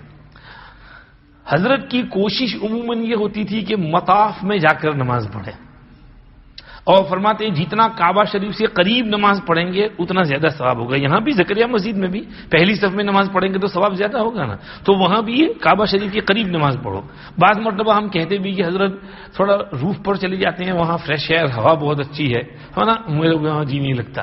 روف پر نماز پڑھنے کے لیے نہیں جاتے تھے اور نیچے ہی جاتے تھے, پہلے فلور پر بھی نہیں, نیچے ہی جاتے تھے, مطاف میں ہی جانے کی پوری کوشش کرتے تھے. اگر مجبور ہو نہ جا سکیں تو ہی کہیں باہر, ورنہ تو عام طور پر مطاف میں. اور نماز میں اگر بیت اللہ شریف سامنے ہو تو فرماتے بھئی مطاف میں اگر بیت اللہ سامنے ہے تو نماز میں بیت اللہ کو دیکھنا ہے یا نیچے دیکھنا ہے؟ اس میں فقہا کے دونوں قول ہیں، بیت اللہ کو بھی دیکھ سکتے نیچے بھی دیکھ سکتے ہیں۔ پھر فرماتے بھئی راجح یہ ہے کہ نیچے ہی دیکھیں، جیسے عام نمازوں میں گاہے گاہے نظر پڑ جائے تو حرج نہیں، لیکن مستقل نظر نیچے ہونی چاہیے۔ یہ مجھے یاد پڑ رہا ہے ایسا کچھ حضرت نے فرمایا تھا۔ زمزم سے وضو، ایک دفعہ میں تو فریش وضو کرنے جایا کرتا تھا، حضرت بیٹھے ہوتے تھے مغرب کا عشاء کا، تو میں جا کے پیچھے جلدی جلدی تازہ وضو کر کے آتا تھا۔ میں نے پوچھا حضرت زمزم سے وضو، ویسے بھی میرا تو وضو الوضو ہی ہے، وضو لکل صلاتین کی کوشش کرتا تھا۔ میں نے کہا حضرت وضو کر سکتے ہیں زمزم سے؟ فرمایا ہاں کر سکتے ہیں، لیکن جب کلی کرو تو پانی پھینکنا نہیں، اس کو پی جانا۔ وہ زمزم کا پانی ہے، اس کو پھینکنا نہیں ہے، پی جانا ہے۔ فرمایا فاقہی نے اخبار مکہ میں لکھا ہے کہ زمزم سے وضو کرنا جائز ہے، ہاں استنجا کرنا حرام ہے، کہ اسے استنجا نہ کیا جائے۔ وضو کرنے کی گنجائش ہے لیکن استنجا کرنا حرام ہے اس سے۔ تو یہ سمجھیے کہ وہ باتیں ہیں، اور حضرت کے ساتھ اس طرح وقت گزرتا تھا۔ یہ شروع زمانے کی باتیں میں کر رہا ہوں، جب حضرت صحت مند تھے، چلتے پھرتے تھے، اور سمجھیے کہ اس وقت مولانا عبد الوحید صاحب نے 18-20 سال تک حضرت کی خدمت کی، تو وہ خدمت کرتے تھے، ان کے یہاں رہتے تھے، پھر ادھر آنا جانا حرم شریف کے قریب رہتا تھا۔ باقی اخیر زمانے میں تو حضرت کی طبیعت ٹھیک نہیں تھی، ویل چیئر میں، تو مولانا یونس ہی سارے فکر کرتے تھے۔ اور ابھی قریب میں آخری ایام میں تو ماشاءاللہ رہائش بھی بہت اچھی ہے، حجرہ بھی ان کے لیے پرائیویٹ، وہ زمزم ٹاور میں کچھ بندوبست کر لیتے تھے، وہاں حضرت سامنے کعبہ شریف نظر آ جائے۔ اور حضرت کا مسلک یہ تھا کہ بھئی نیچے اترنے کی کوشش کریں نا، تو پھر حضرت وہاں بھی نماز پڑھ لیتے تھے۔ اگرچہ ہمارے یہاں حنفی فقہا کے یہاں تو اتصال صفوف شرط ہے، لیکن امام احمد ابن حنبل رحمۃ اللہ علیہ کے یہاں اتصال صفوف شرط نہیں، اگر مسجد کے قرب و جوار میں ہی ہے، دور نہیں کہیں دور جیسے یہاں انگلینڈ میں نہیں، لیکن قرب و جوار میں ہی ہیں اور آواز پہنچ رہی ہے اور امام کا حال معلوم ہے، تو امام احمد اس میں اقتدا کی گنجائش دیتے تھے۔ تو شیخ کے یہاں بھی اس پر عمل تھا۔ زمزم ٹاور میں تو ہر کمرے میں وہ اسپیشل مائک ہوتا ہے، اور وہاں بٹن ہوتا ہے آن آف کرنے کا، آواز کم زیادہ کرنے کا، تو اس پر حضرت اب وہاں سے بھی اقتدا فرما لیتے تھے۔ اور چونکہ ہم خدمت میں ہوتے تھے تو ہم کو بھی اقتدا کر لینا پڑتا ہے، چونکہ وہاں ہیں تو حضرت کے مسلک پر چلنا پڑتا تھا۔ جب حضرت نہ ہو تو اس وقت ہم وہاں حرم شریف میں جتنا قریب ہو سکے جانے کی کوشش کرتے تھے۔ اور ہمارے گروپ کے ساتھ ہم جاتے ہیں تو میں تو پورے گروپ کو لے کر حرم شریف میں جاتا ہوں، مطاف میں۔ ہم تو جلدی پہنچ جاتے ہیں 25-26 ذی القعدہ کو، اس وقت پبلک کم ہوتی ہے، تو ہم الحمدللہ اس میں تہجد کے ٹائم چلے جاتے ہیں اور طواف کرتے ہیں، مطاف میں تہجد پڑھتے ہیں، اس کے بعد پیچھے آ کر ذکر کرتے ہیں، پھر اشراق کے وقت اپنے ہوٹل پر آ کر بریک فاسٹ کر کے پھر سو جاتے ہیں۔ تو کوشش کرتے ہیں کہ مطاف میں زیادہ وقت گزرے اور حرم کے اندر نماز پڑھیں۔ شیخ کے وہی اخیر زمانے میں اب ذرا طبیعت یہ تھی تو اس میں یہ ہوتا تھا، باقی معمولات میں تو وہی، حج میں تو وہ جو پہلے زمانے میں جو ترتیب تھی وہی ترتیب، حتیٰ کہ کنکری مارنے کے لیے بھی خود تشریف لے جاتے تھے ویل چیئر میں۔ مولوی یونس صاحب ویل چیئر گھسیٹ کر کے وہاں لے جاتے، اور جمرات کے پاس آپ ویل چیئر سے اٹھتے، کھڑے ہو کر کے خود کنکریاں مارتے، پھر ویل چیئر میں بیٹھتے، پھر آگے جاتے تھے۔ نیابت بھی پسند نہیں کرتے تھے۔ ہم لوگ تو چھوٹے موٹے بہانے سے نیابت کرا لیتے ہیں کہ بھئی سر بہت دکھ رہا ہے، یہ ہے وہ ہے، بیماری ہے، فلاں چیز ہے، جانا ہے۔ حالانکہ نیابت کے معاملے میں ہمارے فقہا بہت اسٹرکٹ ہیں اور چھوٹی موٹی بات پر نائب بنانے کی اجازت نہیں دیتے۔ فقہا نے لکھا ہے اگر آدمی استنجا کے لیے خود آ سکتا ہے، جا سکتا ہے، تو اس کا مطلب اس میں ابیلٹی ہے چلنے کی، تو اس کو خود جانا چاہیے کنکری مارنے کے لیے۔ اگر بھیڑ بھاڑ کے ٹائم میں نہ جا سکے تو رات کو چلا جائے، جب بھیڑ بالکل نہیں ہوتی ہے، بالکل پورا جمرات خالی ہوتے ہیں، تو رات کو مغرب کے بعد مارنا زیادہ سے زیادہ مکروہ ہے، لیکن جو معذور ہوں ان کے لیے کراہیت ختم ہو جاتی ہے، وہ رات کو بھی مار سکتے ہیں۔ تو شاہ فیصل کے زمانے میں، کسی زمانے میں انہوں نے ایک سسٹم بنایا تھا کہ بھئی دن کے وقت مرد ماریں اور رات کو عورتیں ماریں، تو عورتیں اپنے اپنے خیموں سے جا کر کے آرام سے مار کے آ جایا کرتی تھی۔ تو ایسی کوئی سسٹم بنائیں، رات کو مار لیں لیکن خود مارنے کی کوشش کریں، کسی سے نیابت نہ کرائیں۔ بعض لوگ تو نیابت بھی نہیں کراتے، مولوی صاحب اگر نہ مانے تو کیا ہے، وہ کتنا پیسہ دینا پڑتا ہے، وہ دم سے کام چل جائے گا، چلو میں یہ میرے لے لو، یہ 500 ریال میرا دم دے دیتا، میں کنکری مارنے نہیں جاؤں گا۔ ایک دفعہ ہمارے ساتھ مولانا بلال صاحب کے گروپ میں ایک چاچا آئے ہوئے تھے، تو ان کو کہا کہ جی کنکری مارنے جانا. میں تو کنکری مارنے نہیں جاؤں گا. ارے بھائی چلو نا، یہ تو واجب ہے، حج کا رکن ہے، واجب ہے. مولوی صاحب وہاں تو لوگ مر جاتے ہیں، بہت دھکم دھکی بھیڑ بھاڑ ہوتی ہے، مجھے بہت ڈر لگ رہا ہے، میں نہیں جاؤں گا کنکری مارنے. تو کسی طرح حافظ ابراہیم صاحب نے ان کو سمجھایا، مجبور کیا. چاچا کہ چلو ٹھیک ہے، بیٹھ چلے. اب وہاں جا کر بس میں سے باہر اترے، تھوڑا سا چند قدم چلے تھے اور چاچا غائب. پیچھے مڑ کے دیکھ رہے ہیں تو چاچا نظر ہی نہیں آ رہے ہیں، اور ڈھونڈ ڈھونڈ کے تھک گئے. مولانا بلال صاحب نے کہا بھائی چلو ابھی کب تک ڈھونڈتے رہیں گے، سب ساتھی رکے ہوئے ہیں اس کی وجہ سے، اب دیکھیں گے جو ہونا ہے ہوگا، اس کا پھر تلاش کرتے رہیں گے. ہم لوگ گئے، کنکری مار لی. بعد میں ہم جب ہوٹل پر پہنچے تو دیکھا چاچا یہاں پر پاؤں پھیلا کر سگریٹ پی رہے ہیں. ابھی چاچا یہ کیا کیا تم نے؟ ارے مجھے تو بہت ڈر لگا، میں تو دوسری بس پکڑ کے گھر آ گیا، میرا پیسے دے دینا، دم چم دے دینا جو دینا ہے. تو آج کل لوگ اتنے ڈھیلے پوچے ہو گئے ہیں کہ معمولی بہانے پر کنکری مارنے سے گریز کرتے ہیں. شیخ یونس صاحب باوجود 80 سال 81 82 سال کی عمر ہونے کے خود جا کر کنکری مارتے تھے. تو یہ سمجھیے کہ اس کا اہتمام اور فکر کہ بھئی ایک ایک کنکری پر ایک ایک کبیرہ گناہ معاف ہوتا ہے اور کتنا ثواب ملتا ہے کنکری مارنے پر، تو اس لیے اس کا ثواب حاصل کرنے کی کوشش کرتے تھے. بہرحال شیخ کا وہاں پر حج بھی بہت اطمینان سے سنت کے مطابق ہوتا تھا، عمرہ بھی الحمدللہ. حرم شریف میں وقت بھی بہت اچھا گزارتے، جب صحت مند تھے حرم شریف میں ہی سب نمازیں جا کر پڑھتے تھے. تراویح بھی پوری حرم شریف میں جا کر آگے جا کر کے جلدی چلے جاتے تھے، آگے جا کر پوری تراویح پڑھتے تھے. بلکہ مجھے یاد ہے ایک سفر میں ہم ساتھ تھے رمضان میں، تو مغرب کے بعد گھر نہیں آتے تھے کھانے کے لیے، وہیں رہتے تھے حرم میں، اور حضرت کے لیے کچھ سینڈوچ لے جاتے تھے تو وہ سینڈوچ کھا کر زمزم پی لیتے تھے. سامولی وہ آملیٹ کا سینڈوچ، تو سامولی میں آملیٹ کا سینڈوچ وہ کھا لیا، زمزم پی لیا، وہیں بیٹھے. اور پھر عشاء پڑھ کر کے آتے تھے، پھر استنجا وغیرہ کرتے تھے، پھر جو کوئی روٹی سالن کو تو کھا لیتے تھے. کھانے پینے سے تو کچھ زیادہ لینا دینا تھا ہی نہیں حضرت کو، بہت عابد زاہد انسان تھے. بہرحال یہ حضرت کا اس طرح مکہ شریف کا قیام رہتا تھا. مدینہ شریف میں حضرت تشریف لے جاتے تھے تو جیسے کہ ہے وہ عاشقوں کا حال ہے، جانے سے پہلے تیاری ہوتی تھی. حضرت کی عادت یہ تھی کہ طواف وداع عموماً لاسٹ میں فرماتے تھے. ہمارے یہاں تو کہا ہے کہ بھئی اگر کوئی جلدی بھی کر لے، اس کے بعد نماز پڑھنے کے لیے بھی چلا جائے، ایک دن 2 دن تاخیر بھی ہو جائے تو کوئی حرج نہیں ہے، طواف وداع قائم مقام ہو جاتا ہے. مگر شیخ یہ کہتے تھے کہ نہیں، دوسرے ائمہ کے یہاں طواف وداع آخری عمل ہونا چاہیے. ایک دفعہ مولانا یونس صاحب بتاتے ہیں کہ ہم نے حضرت کو ویل چیئر میں طواف وداع کرا دیا. اب جو ہے وہ گاڑی جو لینے آنے والی تھی وہ گاڑی آئی نہیں، دیر ہو گئی. اب دن چڑھتا گیا، صبح سے شام تک انتظار کرتے رہے. اب شام کو وہ دیر سے آیا، رات عشاء بعد. تو حضرت نے فرمایا بھائی میں تو طواف وداع واپس کروں گا، کیونکہ اس کے بعد تو ہم نے نمازیں پڑھی کتنی، حرم گئے. تو اگرچہ ہمارے حنفیہ کے یہاں گنجائش ہے لیکن دوسرے ائمہ کے یہاں نہیں، مجھے واپس طواف وداع کراؤ. تو گاڑی والے کو روک لیا، گئے طواف وداع کرایا اور اس کے بعد سامان رکھ کر پھر مدینہ شریف روانہ ہوئے. اور مدینہ شریف کی زیارت ویسے تو کیا ہے، سنت ہے، لیکن حضرت اس کو بہت زیادہ اس کی تاکید فرماتے تھے. ایک دفعہ میں بیٹھا ہوا تھا حضرت کے ساتھ، ایک صاحب آئے مکے میں، مسئلہ پوچھا.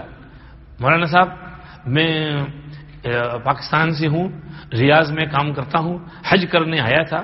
تو حج تو میرا ہو گیا لیکن آج میری اسلام آباد کی فلائٹ ہے تو میں مدینے نہیں جا سکتا ہوں، تو میرا حج تو صحیح ہو جائے گا نا؟ تو میں جا سکتا ہوں نا؟ اب ہمارے جیسا کوئی کچا آدمی ہو تو کیا کہے کہ ہاں جا سکتے ہیں بھائی، مدینے جانا کوئی فرض نہیں، حج قبول ہو جائے گا آپ کا. لیکن شیخ نے کیا کہا، نہیں بھائی آپ یہاں تک آئے ہیں تو آپ کا دل کیسے گوارا کرتا ہے کہ سرکار کے یہاں حاضری دیے بغیر چلے جاؤ، آپ مدینہ شریف ضرور جاؤ. اس نے کہا حضرت میری فلائٹ ہے تو اپنی فلائٹ آگے پیچھے کرو. حضرت وہ آگے پیچھے نہیں ہو سکتی ہے فلائٹ، میں یہاں جاب کرتا ہوں، کچھ دن وہاں رہ کے واپس مجھے جاب پر آنا ہے. تو حضرت نے فرمایا اچھا تو پھر مدینہ شریف نہ جانے کا کفارہ ادا کرو. حضرت کفارہ کیا ہے؟ تو حضرت نے فرمایا جب سے یہاں سے نکلو تم تو پورے سفر میں اسلام آباد پہنچنے، اپنے گھر پہنچنے تک درود شریف پڑھتے رہو، یہ اس کا کفارہ ہے. تو مجھے یاد ہے، میں خود گواہ ہوں، میں نے اپنے کان سے سنا ہے.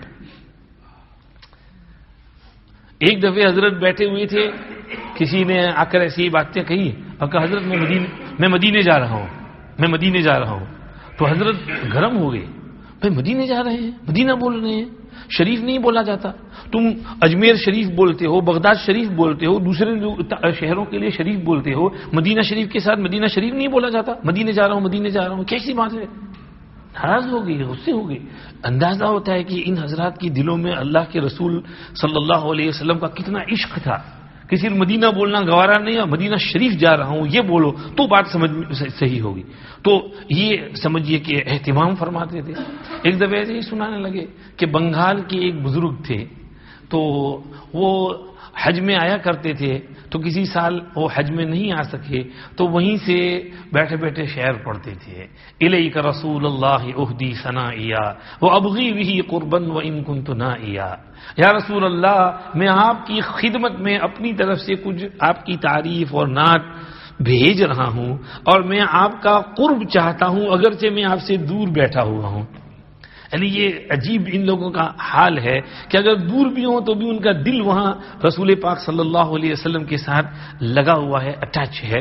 اللہ کا معاف کرے ہم لوگوں کو, ہم لوگ وہاں جاتے ہیں پھر بھی ہمارا دل باہر ہوتا ہے. ہم لوگ موبائلوں پہ ہوتے ہیں, ٹیکسٹ کر رہے ہوتے ہیں, واٹس ایپ میں ہوتے ہیں, وہاں جا کر کے پتہ نہیں کیا کیا فوٹو کھینچتے ہیں, سیلفی لیتے ہیں, اور پتہ نہیں وہاں مواجہ شریف پر سلام پڑھنے بھی جاتے ہیں تو یوں کر کے ویڈیو کرتے کرتے جاتے ہیں لوگ. اور کتنی غفلت, وہاں ہیں پھر بھی باہر, اور یہ اللہ والے باہر ہیں پھر بھی ان کا دل وہاں اٹکا ہوا ہے. اللہ ہمیں بھی حضور کا ایسا قرب نصیب کرے کہ ہم ہر وقت حضور کو یاد کرتے رہیں. حضرت مدینہ شریف جاتے تو عشق اور محبت کے ساتھ درود شریف پڑھتے پڑھتے جاتے.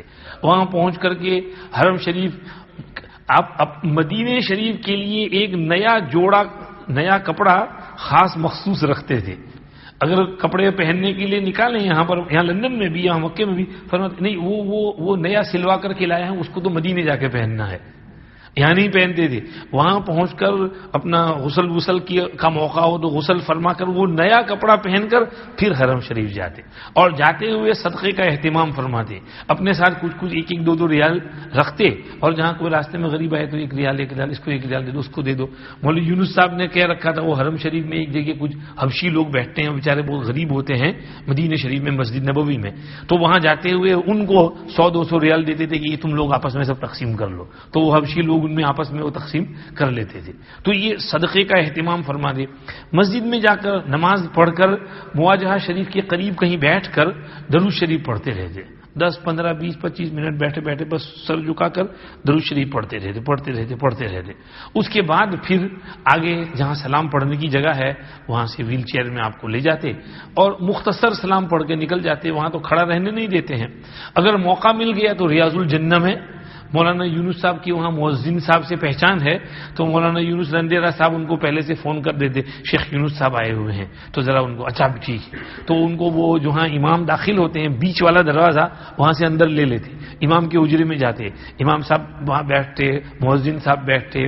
مجھے یاد ہے ایک دفعہ ہم بیٹھے ہوئے تھے, انہوں نے مؤذن صاحب نے, اور وہ شیخ طالب یا کون سے امام تھے, انہوں نے اس وقت انہوں نے نماز پڑھائی تھی, تو انہوں نے وہ اجازت حدیث مانگی, تو شیخ یونس صاحب نے مسلسل بالاولیت پڑھی, کچھ نصیحتیں کی, پھر اپنی طرف سے ان کو اجازت حدیث دی. اس کے بعد وہ مؤذن صاحب وہی جہاں سے امام صاحب انٹر ہوتے ہیں نماز کے لیے وہ دروازہ کھلوایا, اور وہ بھیڑ میں سے حضرت کو ریاض الجنہ میں وہ لے آئے. تو وہ پولیس کو کہا کہ یہ ہمارے شیخ ہیں ذرا, تو چونکہ پہچان ہے تو پولیس نے حضرت کی جگہ کر دی. ہم ویل چیئر پش کر رہے تھے, ہم بھی ساتھ گھس گئے, مفتی شبیر صاحب بھی میرے ساتھ گھس گئے.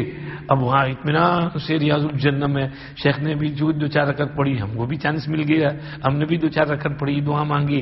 اس کے بعد پھر اطمینان سے نکلے, پھر جا کے سلام پڑھا, اور سلام پڑھ کے پھر باہر نکل آئے. تو مدینہ شریف میں عام طور پر حضرت کا یہ معمول رہتا تھا. جب چلتے تھے اس وقت یاد ہے ایک دفعہ ہم لوگ اپنے دلچسپ بحث ہو گئی تھی میری کسی کے ساتھ, میں نے شاید سنائی بھی ہوگی, پھر سنا دیتا ہوں. حضرت کے ساتھ ہم مکہ شریف میں تو کچھ حاضری وغیرہ رہی, پھر ہمارا قافلہ مدینہ شریف جلدی آ گیا, حضرت 1-2 دن بعد آنے والے تھے. تو میں جو ہے وہ وہاں ریاض الجنہ میں پیچھے کی طرف جہاں اصحاب صفہ والے ہیں, تو ایک ستون کے پاس کھڑا رہ کر وہاں سے سلام پڑھ رہا تھا, کیونکہ یہ سامنے کھڑا نہیں رہنے دیتے. تو پیچھے سے سائڈ پر سے کھڑا رہ کر سلام پڑھ رہا تھا. تو وہ عشاء کے بعد حرم خالی کرنے کا وقت ہوا, اس وقت خالی کرتے تھے. تو وہ ایک لال رومال والا موٹا آدمی, چلو خالی کرو رو. تو اس نے مجھے بھی دھکا مارا, تو میں ایک دم سے وہ گرتا بچ گیا, کسی طرح سنبھال لیا. میں نے اس کو پوچھا کہ لماذا دفعتنی، دھکا کیوں دیا تو نے مجھے؟ کہا حرام. میں کہا ایش حرام، میں کہا ایش حرام، کہا حرام، کہ ایش حرام ماذا فعلت، میں نے کیا کیا، کیا حرام کام کیا؟ میں نے رکوع کیا، میں نے سجدہ کیا، میں کھڑا کھڑا سلام پڑھ رہا ہوں، میں نے کون سا حرام کام کیا؟ سلام پڑھ رہا ہوں، اس میں کون سا حرام کام ہے؟ تو کہنے لگا نہیں عبداللہ بن عمر رضی اللہ عنہ یہاں پر صرف السلام علیکم یا رسول اللہ کہہ کر آگے گزر جاتے تھے، یہ کہہ کے گزر جانے گا. میں نے کہا بھائی دیکھ، عبداللہ بن عمر مدینے میں مقیم تھے، میں مدینہ کا مقیم نہیں، میں مسافر ہوں، میں باہر سے آیا ہوں، میں 4-5 دن کا مہمان ہوں، تو میں السلام علیکم یا رسول اللہ کر کے گزر جاؤں تو میرے کو عقل ہے کہ نہیں تیرے کے اندر؟ تو وہ کہنے لگا کہ نہیں منع ہے. میں نے کہا کون سی دلیل ہے، کیوں منع ہے؟ میں نے کہا تو قرآن پڑھتا ہے؟ کہا کیوں؟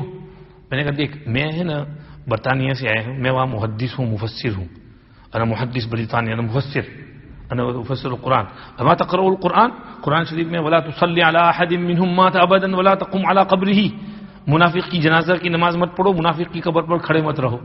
جب منافق کی قبر پر کھڑا رہنا منع ہے تو مومن کی قبر پر کھڑا رہنا جائز ہے. اور یہ تو سید الرسول صلوات اللہ وسلامہ علیہ کی قبر ہے، تو یہاں کھڑا رہنا تو بطریقہ اولا جائز ہوگا، اور یہاں تو کھڑا رہنا چاہیے، اور صحابہ کھڑے رہتی تھی یہاں حضور کی قبر پر، تو تم کون منع کرنے والے آگے؟ تو اتنے میں وہ جب وہ بھی زور سے بول رہا ہے، میں بھی زور سے بول رہا ہوں، مجھے ڈر بھی لگ رہا ہے کہ ایک طرف روضہ رسول ہے، یہاں آواز پست ہونی چاہیے، لیکن کیا کریں، اس کو چپ کرنے کے لیے مجھے بھی زور سے بولنا پڑ رہا تھا. تو سب لوگ ادھر ادھر سے بھیڑ بھاڑ جمع ہو گئی. سب مجھے کہ ہاں مولوی صاحب اس کو ڈانٹو، اس نے مجھے بھی دھکا مارا تھا، بہت نالائق ہے، یہ سب کو دھکا مارتا ہے. سارے لوگ اس کو کوسنے لگے. تو وہ پولیس والے آگے شرطی میں کہا شیخ معاف کرنا، اس کو معاف کر دو. وہ لال رومال والے کو پکڑ کو لے گئے، ہم کو کہہ کے جاؤ. وہ بھیڑ بھاڑ سب منتشر ہو گئی. اب دوسرے دن شیخ آئے، میں نے شیخ سے کہا کہ حضرت کل تو میرا ایسا ہوا تھا. تو شیخ بہت ہنسے کہ تم نے بڑی اچھی دلیل پیش کی ولا تقم علی قبری والی. میں نے کہا حضرت یہ علامہ انور شاہ کشمیری رحمۃ اللہ علیہ نے فیض الباری میں یہ نقطہ لکھا ہے کتاب الجنائز میں، وہ میرے ذہن میں تھا تو اس لیے میں نے اس کے سامنے یہ بیان کیا. تو حضرت بہت خوش ہوئے.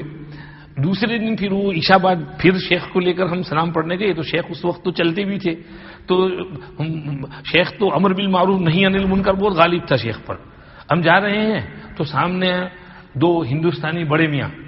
تو شیخ فرمایا اوہ یہ میں بھی چونک گئے، وہ بھی چونک گئے، کیا ہے یہ تم نے کیا کیا ہے؟ یہ 2 انگلیوں میں انگوٹھی پہن رکھی ہے، ان 2 میں انگوٹھی پہننا منع ہے، نکالو نکالو، ان 2 میں پہننا چاہیے. حضرت علی کی حدیث ہے کہ یہ پہلی اور دوسری انگلی میں، شہادت کی انگلی برابر والی انگلی میں انگوٹھی نہیں پہننی چاہیے. تو چاچا جلدی جلدی وہ نکال رہے ہیں انگوٹھی اور رکھ دی اپنی جیب میں. آگے پھر سلام پڑھنے کے لیے چلے تو وہاں پیچھے اقدام عالیہ کی طرف سے کھلا تھا. تو وہاں شیخ نے کھڑے ہو کر اطمینان سے سلام پڑھا. اب نماز عشاء کے بعد وہ حرم بند کرنے کا وقت ہوا تو وہ لوگ آئے مراقبین کہ بھائی چلو حرم خالی کرو. تو ہم لوگ کھڑے کھڑے شیخ کے ساتھ میں اور 2-4 اور خادم تھے، کوئی ہم سلام پڑھ رہے تھے. تو کوئی دوسرا ہم کو کہنے لگا چلو بھائی. تو وہ لال رومال والا کہ اس کو مت چھیڑنا، اس کو مت چھیڑنا. تو دوسروں کو ہٹایا، ہم کھڑے رہے اور پھر ہم چلنے لگے. اب وہاں سے ہم چلنے لگے تو پیچھے سے پڑھ رہا ہے محدث برطانوی، محدث امریکی، والا امریکی پڑھانے لگا کہ میں نہیں جانتا کون عربی محدث برطانوی محدث امریکی ہے. خیر میں بھی ہنسنے لگا. پھر آگے انہوں نے کسی اور کو دھکا مارا تو بازو میں کوئی نماز پڑھ رہا تھا تو یہ آدمی اس پر گرا جو سدھے میں تھا. میں نے اس کو کہا کہ یار آخری تم ایسا کیوں کرتے ہو، تم کو کچھ رحم نہیں آتا؟ یہ بیچارے یہاں یہ کوئی مجرم ہے، کوئی کرمنل ہے، کوئی مجرم ہے کہ تم ان کے ساتھ ایسا سلوک کرتے ہو. مجرمات کو شرم نہیں آتی ہے؟ کچھ ان کا احترام کرو، کچھ ادب کرو. یہ ظاہر ہے بیچارے کتنے لوگ پوری زندگی کی آرزو تمنا لے کر آتے ہیں، ان کو ایک ہی حج نصیب ہوتا ہے، پوری زندگی کی سیونگ کر کے ایک حج کرنے آئے. ان کو بھی وہاں کھڑا نہیں رہنے دیتے، سلام بھی نہیں پڑھنے دیتے. وہ حرم مواجہ شریف اقدام عالیہ میں کوئی بیٹھا ہو تو مراقبہ کر رہا ہو تو اس کو ہٹا دیتے ہیں. تو یہ بہرحال تو شیخ صاحب جو ہیں اتنا ہم کو یاد ہے کہ وہاں مدینہ شریف میں درود شریف کا بہت اہتمام. قرآن شریف بھی پڑھتے تھے، یعنی مغرب بعد اوابین پڑھ کر تھوڑی دیر قرآن شریف پڑھتے، پھر قرآن شریف سے فارغ ہو کر پھر درود شریف میں مشغول رہتے. تو اس طرح حضرت شیخ یونس صاحب کا سفر حج رہتا تھا. میں نے کچھ خلاصہ، کچھ باتیں، کچھ یادیں جو ذہن میں آئیں آپ کے سامنے پیش کر دی. حج میں تو جانا ہے، ہم بھی جائیں گے انشاءاللہ. دعا کرو اللہ پاک ہمارا سفر حج آسان کرے، عافیت سے لے جائے اور عافیت سے لائے اور سب مرحلے آسان فرمائے. آج تو درس ہے، کل بھی درس نہیں ہوگا، نیکسٹ ویک بھی درس نہیں ہوگا، کیونکہ حج سے پہلے میرا ایک اور سفر ہے، تو اس لیے کچھ دن کے لیے ہفتہ عشرہ کے لیے باہر جا رہے ہیں. ہاں اس کے بعد والے ویک میں آؤں گا، نیکسٹ ویک کے بعد والا جو ویک ہے اس منڈے ٹیوزڈے کو میں یہاں آؤں گا، پھر حج میں جائیں گے. تو انشاءاللہ اس وقت اپنا سبق تھوڑا اور پڑھ لیں گے. اللہ پاک قبول فرمائے، راضی ہو جائے. درود شریف پڑھ لیں. سبحانک اللہم و بحمدک نشہد ان لا الہ الا انت نستغفرک و نتوب الیک. یا ارحم الراحمین، محض اپنے فضل و کرم سے ہم سب کی مغفرت فرما دیجیے، پوری امت کی مغفرت فرما دیجیے، رحم کر دیجیے. حضرت شیخ یونس صاحب کی قبر مبارک پر کروڑوں رحمتیں نازل فرمائیے، آپ کے درجات بھی حساب بلند فرمائیے. آپ نے اپنی زندگی میں جتنے حج کیے، عمرے کیے، سب قبول فرمائیے، اور ہمیں بھی ان کی طرح سے حرمین شریفین کی محبت عطا فرمائیے، اور وہاں پر کثرت سے حاضری اور ادب سے حاضری نصیب فرمائیے، اور سنت طریقے کے مطابق حج کرنے کی توفیق عطا فرمائیے. ہماری کوتاہی، کمزوری، سستی، غفلت معاف فرمائیے. حجاج کرام کے لیے حج آسان فرمائیے، اور وہاں کے جو نگران ذمہ دار ہیں انہیں حجاج کی صحیح خدمت کرنے کی توفیق عطا فرمائیے. اور یا اللہ جو کچھ کوتاہی کمزوری ہے اس کو معاف فرمائیے. ربنا تقبل منا انک انت السمیع العلیم وتب علینا انک انت التواب الرحیم. وصلی اللہم وسلم علی سیدنا محمد وآلہ وصحبہ اجمعین برحمتک یا ارحم الراحمین.